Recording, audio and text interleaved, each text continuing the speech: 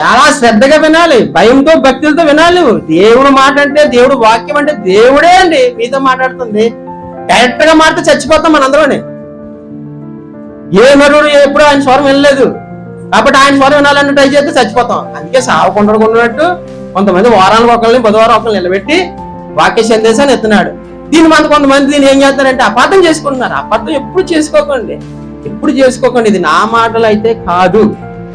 చూడు ఏమన్నాడు, వెనకపోవడం వల్ల మనకు వచ్చే లాస్ చూడు ఏమంటాడు, అపాసం చేస్తాను. ఎందుకండి అపాసం చేస్తున్నాడు ఆయన?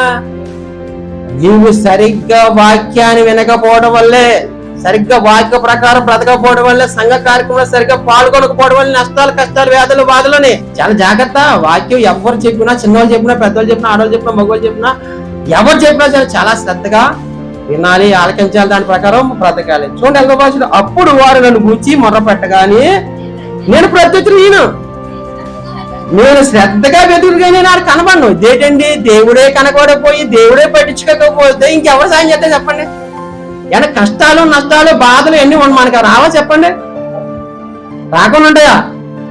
వ్యాధులు రావా, బాధలు రావా, ఆర్థిక ఇబ్బందులు రావా, శరీర సమస్యలు రావా, గొడవలు రావా? మనకి ఏ రానన్నా చేతెత్తండి. మరి ఎన్ని వచ్చినప్పుడు ఎవరు ఆదుకుంటారు మనల్ని? ఆ దేవుడే కనబడకుండా పోతాడంట. జాగ్రత్త సుమి, చాలా జాగ్రత్త. నా బాధల్లో ఎప్పుడు కాదు, ఒకటే బాధ. సన్నిధానంలోకి వచ్చిన తర్వాత చాలా నీ దేవుడి సన్నిధి పోయిన నీ ప్రవర్తన ఎలా చూసుకోవాలి?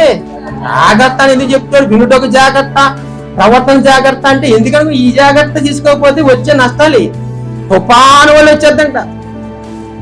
ఆయన ఏమి కనబడ్డంట. నువ్వు ఎంత ప్రార్థన చేయి, ప్రార్థన చేయించుకో, బిషప్పుడు రెవడన్లు తీసుకొని చేయించుకో, అస్సలు వెళ్ళనంట.